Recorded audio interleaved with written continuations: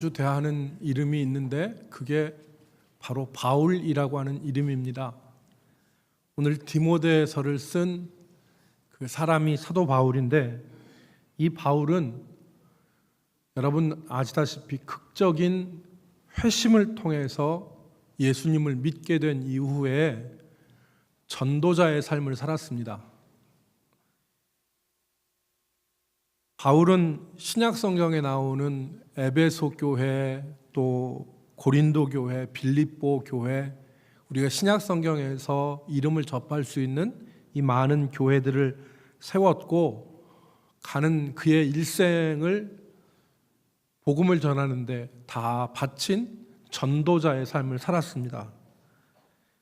그리고 바울의 최후는 그 당시 문명의 최고 발달한 도시였던 로마로 가서 그 로마에서 복음을 전하다가 목이 베어지는 참수형을 당했습니다.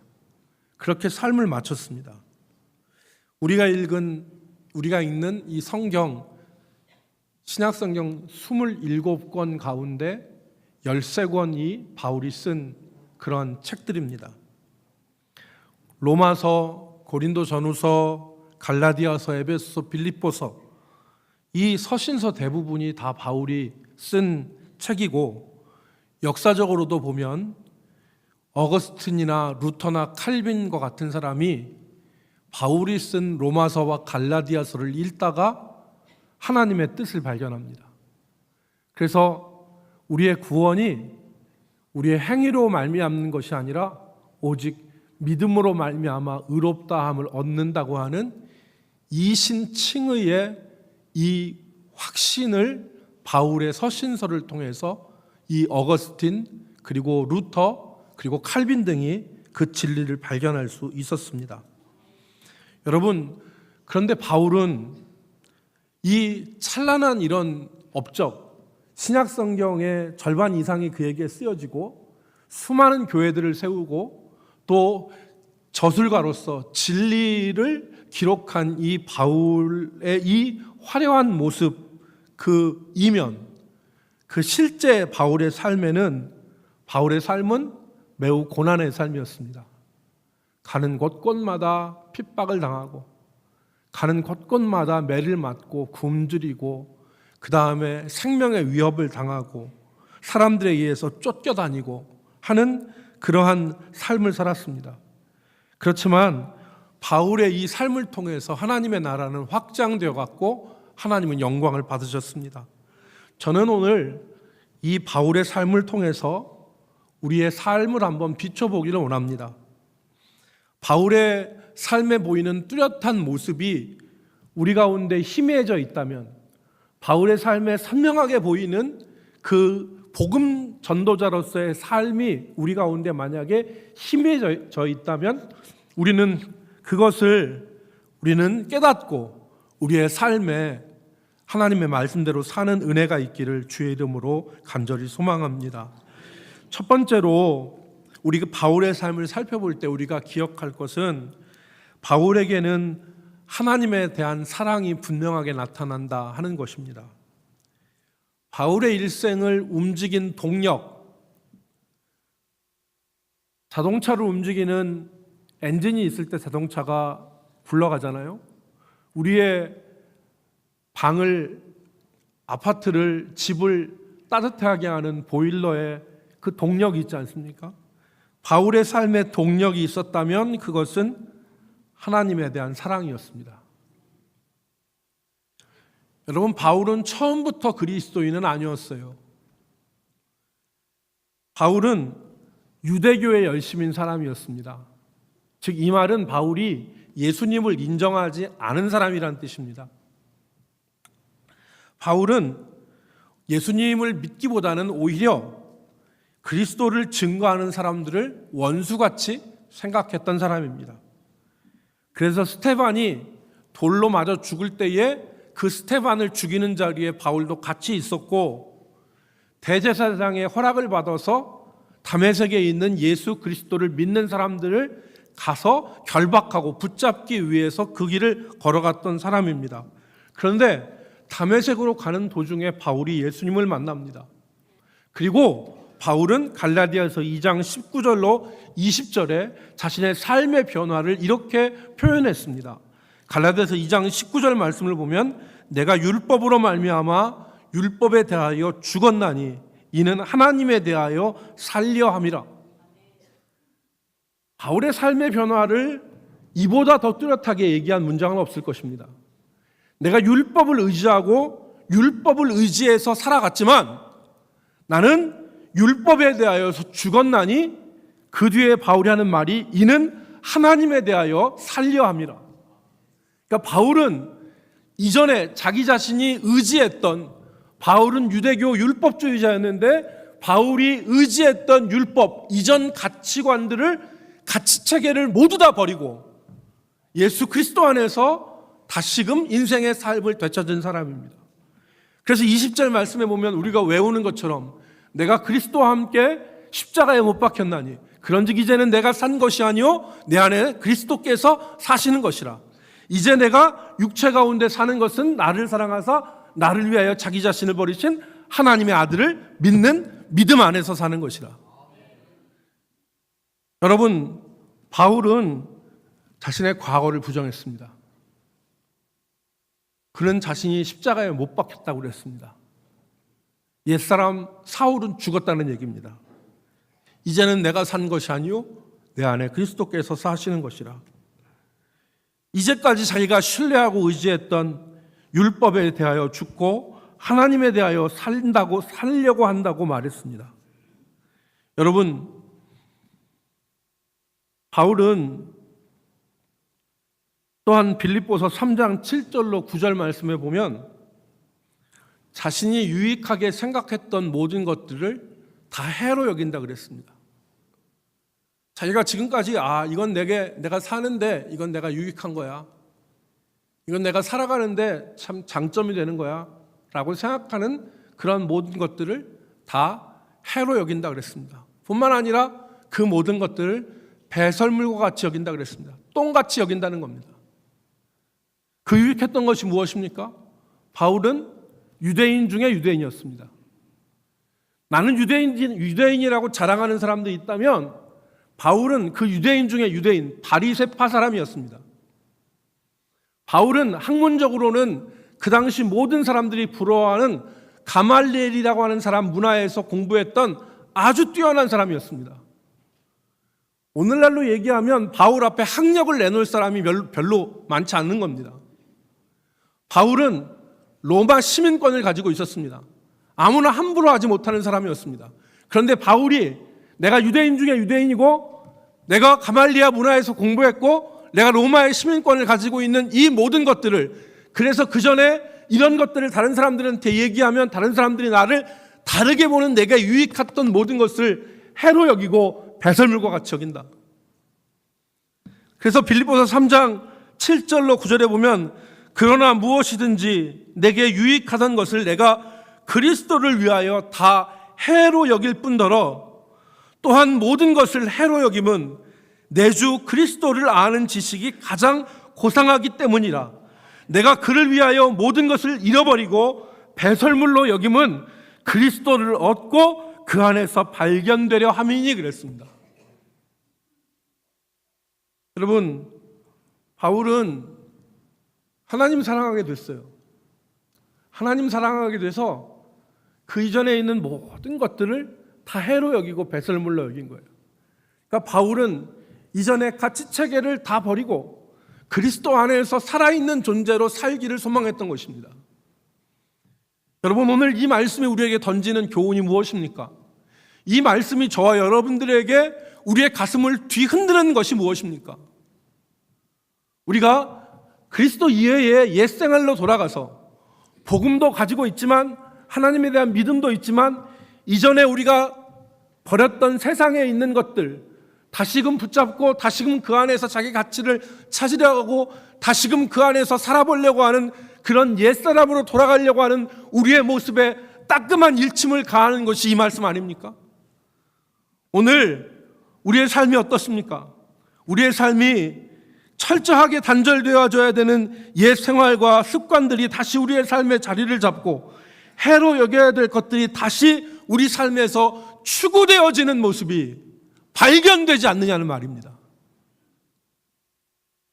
예를 들어서 주님을 위한 헌신과 봉사보다는 우리가 자기 자신의 행복과 만족에 더 가치를 두고 그리스도 안에서 겸손과 순종보다는 자기 가시와 자기 자랑이 더 대세가 되어지고 하나님이 주는 능력보다는 내가 가지고 있는 경험과 능력을 더 의지하는 쪽으로 우리가 흘러가고 있지 않느냐는 말입니다. 나의 삶에 예수 그리스도가 보여야 되는데 내 삶에 예수 그리스도는 보이지 않고 나만 보여요.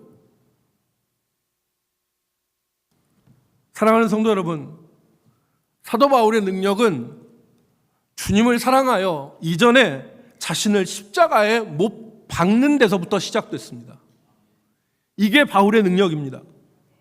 바울의 고백처럼 이제는 이전에 바울이 사는 것이 아니라 오직 그리스도 안에 그리스도께서 내 안에 사시는 생명의 역사가 바울이 말한 그 진리의 본체입니다. 오늘 우리의 삶에 또 우리의 인생 가운데 생명의 주님이 분명하게 역사하시는 이 모습이 있기를 주의 이름으로 축복합니다. 바울의 삶에는 주님이 나타나셨어요.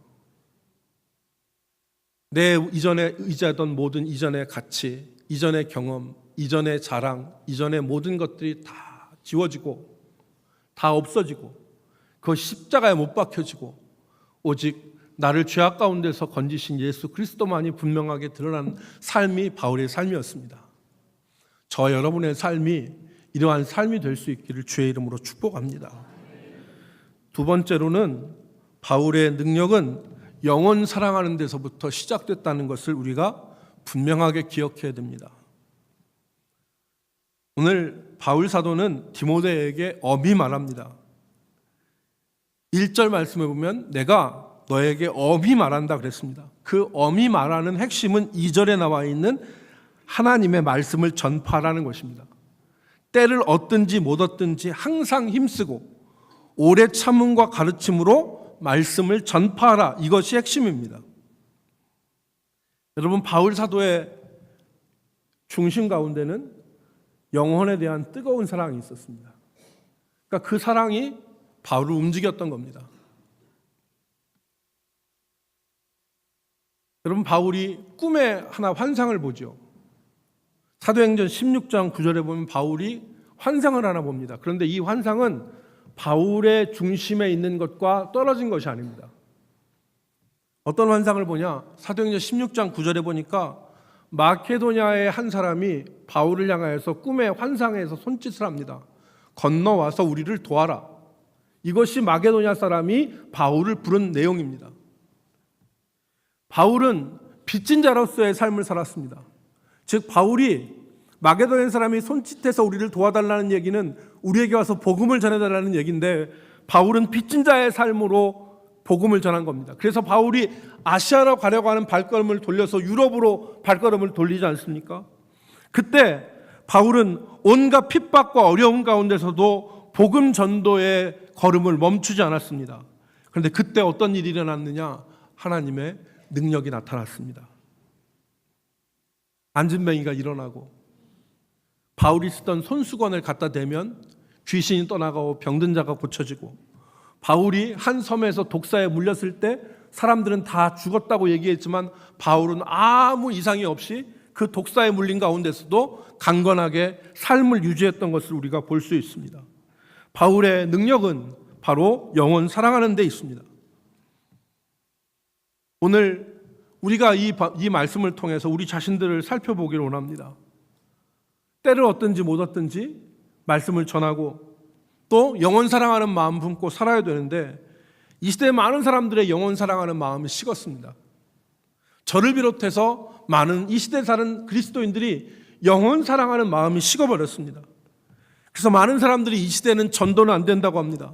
현상 유지만 해도 다행이라고 생각합니다. 저도 그런 생각에 빠져 있었습니다. 여러분들은 다른 사람 복음 전하는 것보다 내 신앙 유지하는 것이 어떻게 보면 더 현명하다, 이런 생각을 하실 겁니다. 내 신앙 유지하기도 어려운 시대다. 그래서 전도는 안 된다, 이렇게 생각하는 겁니다. 그런데 이것이 미혹입니다. 여러분, 바울 사도는 오늘 3절과 4절에서, 오늘 본문 3절과 4절에서 시대상을 얘기했습니다. 그리고 5절에서 바울에게 말하죠. 여러분, 본문 말씀을 보십시오. 3절 말씀을 보면 때가 이르리니 사람이 바른 교훈을 받지 아니하며 귀가 가려워서 자기의 사욕을 따를 스승을 많이 두고 또 그 귀를 진리에서 돌이켜 허탄한 이야기를 따르리라. 세대가 악해져 간다는 얘기입니다. 사람들이 진리에는 관심이 없고 자기의 가려운 귀를 긁어줄, 자기의 귀에 솔깃한 사람들의 말만 듣고 사람들이 그렇게 흘러간다는 것입니다. 예가 있죠. 에디 깁스라는 사람이 넥스트 처치라고 하는 책을 썼습니다. 그 넥스트 처치라고 하는 책에서 에디 깁스가 교회가 나가야 될 8가지 방향에 대해서 얘기했습니다. 그 가운데 하나 현실을 얘기했는데 그게 뭐냐? 10년 전만 해도 젊은이들은 교회는 부정하지만 예수 그리스도는 부정하지 않았다. 교회가 잘못된 것에 대해서 젊은이들이 손가락질했지만 예수 그리스도 자체를 부인하진 않았는데, 지금 우리 이 시대의 젊은이들은 교회를 부정할 뿐더러 예수 그리스도에 대해서 관심도 없다. 아무 관심이 없어요. 오직 그들의 신은 배라고 그랬습니다. 오직 사람들은 자기 배를 채우고 자기의 기쁨과 즐거움에는 끝이 없다라고 말할 정도의 캐치플레이가 주어진 것처럼 사람들은 즐거움을 추구합니다. 이 시대에 무슨 전도냐? 이 시대에 무슨 영혼 구원이냐? 내 믿음 유지하기도 쉽지 않은 세상인데, 이게 오늘날 우리가 가지고 있는 생각입니다. 근데 오늘 5절 말씀에 보면 바울 사도는 그러한 시대를 말한 뒤에 뭐라고 말씀했습니다. 그러나 5절에 같이 있습니다. 5절 말씀 같이 있습니다. 그러나 시작. 그러나 너는 모든 일에 신중하여 고난을 받으며 전도자의 일을 하며 내 직무를 다하라. 바울 사도가 시대를 몰랐던 것이 아닙니다. 바울 사도가 시대에 대해서 캄캄했던 것이 아닙니다.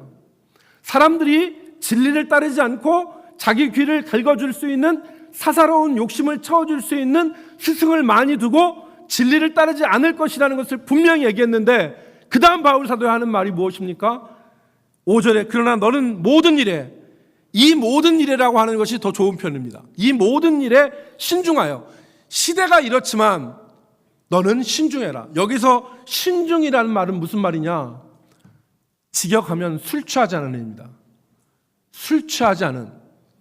너는 술 취하지 말고, 다른 말로 얘기하면 깨어 있어서, 다른 말로 얘기하면 마귀에 있을 미혹에 휘둘리지 말고. 원수마귀는 우리에게 미혹합니다.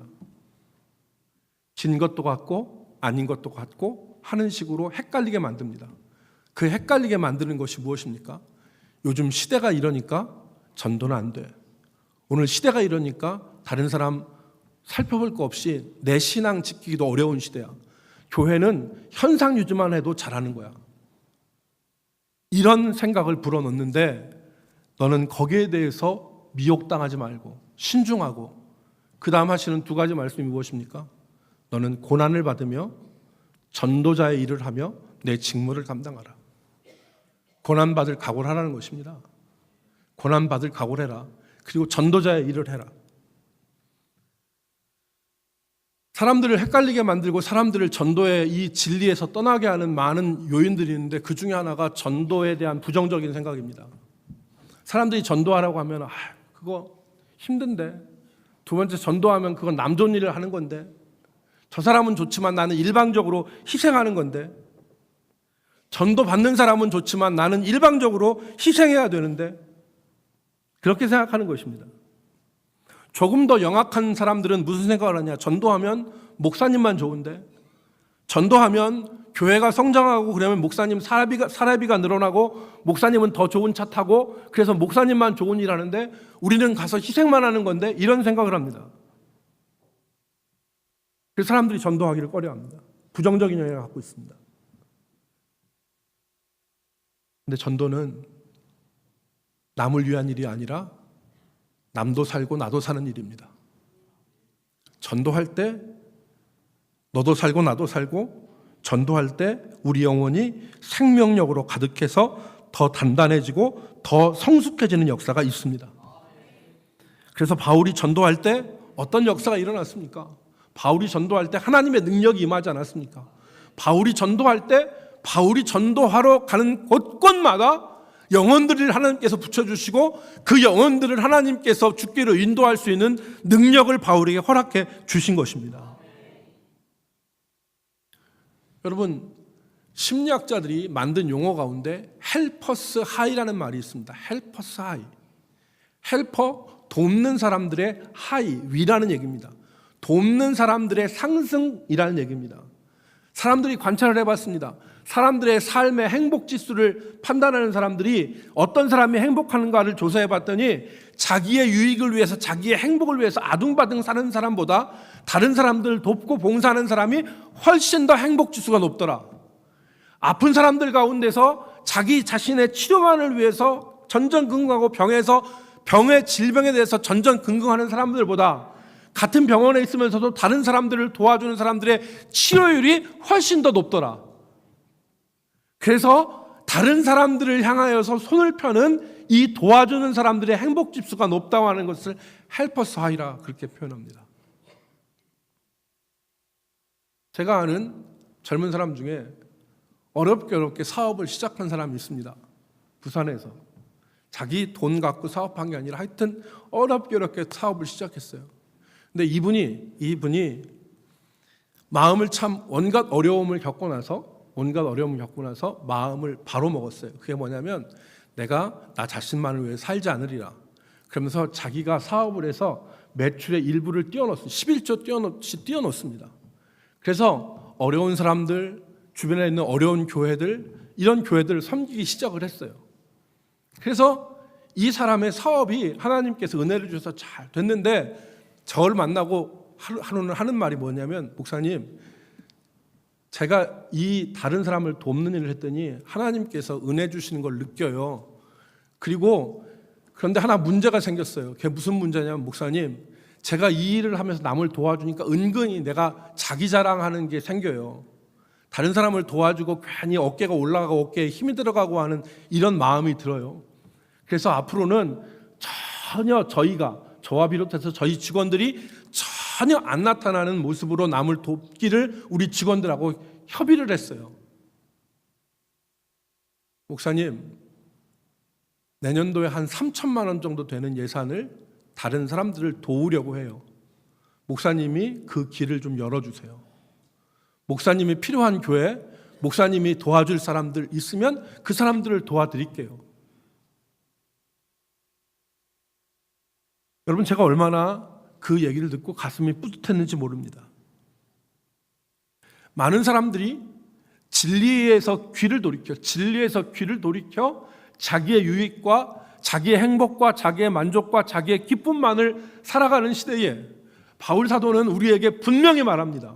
너는 이 모든 일에 신중하여 고난을 받으며 전도자의 일을 하며 내 직무를 감당하라. 이 말씀이 틀렸습니까? 이 말씀이 그렇습니까? 아니죠. 이 말씀이 오늘 우리가 받아야 될 말씀입니다. 오늘 우리의 삶은 진리를 거스려서 허탄한 이야기를 쫓는 거죠. 잠시 잠깐 이 세상에 있는 허탄한 것을 쫓으면서 마치 그것이 진리인 양 우리 자신을 위안하면서 살아가고 있는데 아니라는 겁니다. 아니라는 거예요. 진리를 따르라는 겁니다. 여러분, 예수 그리스도를 주로 삼고 고백하는 우리의 삶에 예수님은 보이지 않고 이전에 우리가 추구했던 옛 자신의 모습들만이 드러나고 전도자로서의 고난을 받는 삶을 한쪽 저쪽으로 몰아놓고 내 자신의 영광과 기쁨과 유익만을 위해서 산다면 우리는 전도자로서의 삶을 포기한 것입니다. 거기에는 하나님의 능력도 없고 하나님의 생명도 없습니다. 저와 여러분이 이 말씀을 대하고 다시 한번 생각해 보기를 바랍니다. 이제 바울은 그런 자신의 삶에 일생 동안 그렇게 살아왔습니다. 여러분 잘 아시다시피 디모데후서는 바울의 생애 가운데 마지막에 쓰여진 편지입니다. 그런데 그때 바울이 7절 말씀 뭐라고 얘기합니까? 나의 삶에 내 앞에 이제 의의 면류관이 예비되어 있다. 7절 나는 선한 싸움을 싸우고 달려갈 길을 마치고 나의 달려갈 길을 마치고 믿음을 지켰으니 이제 후로는 나를 위하여 의의 면류관이 예비되어 있으므로. 여러분 여기서 바울이 말한 의의 면류관은 어떤 면류관입니까? 바울은 의의 면류관이 예비되어 있다고 그랬습니다. 이 의의 면류관 첫 번째 승리의 면류관입니다. 바울이 인생의 선한 싸움을 싸우는 동안 바울은 스스로 이길 수 없지만 예수 그리스도를 의지하고 선한 싸움을 싸워가는 동안 하나님께서 그 의지하는 믿음의 승리를 주셔서 이 의의 면류관은 승리의 면류관입니다. 두 번째 의의 면류관은 영광의 면류관입니다. 42.19km를 다 달리고 난 사람에게 등수에 관계없이 월궤관이 쓰여지는 것처럼 믿음의 선한 싸움을 싸운 그 사람들에게 영광의 면류관이 주어지는 겁니다. 마지막 세 번째, 이 의의 면류관은 은혜의 면류관입니다. 오늘 우리가 읽은 말씀에 보면 의의 재판장 되신 예수 그리스도께서 우리에게 의의 면류관을 쓰여준다고 했는데 우리의 부족과 우리의 연약함이 있어도 의의 재판장 되신 예수 그리스도께서 우리의 모든 부족과 허물을 다 제거하여 주시고 다 씻어주시고 의롭다 인침하시고 의로운 면류관으로 우리를 주의 나라로 인도해 주실 것을 바울 사도는 믿었기 때문에 그래서 바울은 의의 면류관을 내게 주실 것이고 내게만 아니라 주의 나타나심을 사모하는 모든 자에게도 이라라고 말씀했던 것입니다. 사랑하는 성도 여러분, 우리 바울의 능력은 어디에서 나타났습니까? 바울의 능력은 이전에 자기가 신뢰하고 의지했던 모든 가치들을 십자가에 못 박고 오직 하나님 사랑하는 마음으로 영혼 구원하는 일에 자기 자신을 드린 그 영혼 사랑하는 가운데 능력이 시작되었습니다. 저와 여러분들의 삶이 이 복음적 표준과 이 복음적 진리에서 벗어나지 않고 일치하는 삶이 될 수 있기를 주의 이름으로 축복합니다. 기도하겠습니다. 은혜가 풍성하신 하나님을 사랑하는 우리의 마음을 주님이 아십니다. 아버지, 주의 뜻대로 살고자 하는 우리의 마음을 주님이 아십니다. 말씀으로 교훈하여 주시고 우리의 인생길을 걸어가게 하신 하나님께서 우리의 마음을 감화감동하셔서 주의 뜻 가운데서 믿음으로 살게 하여 주시고 이 길을 걸어갈 때 주의 위로와 주의 은혜를 받게 하시며 확신 있는 가운데 우리의 인생의 끝에 가서 의의 면류관, 승리의 면류관, 영광의 면류관, 은혜의 면류관 받게 하여 주옵소서. 예수님의 이름으로 기도 올리옵나이다.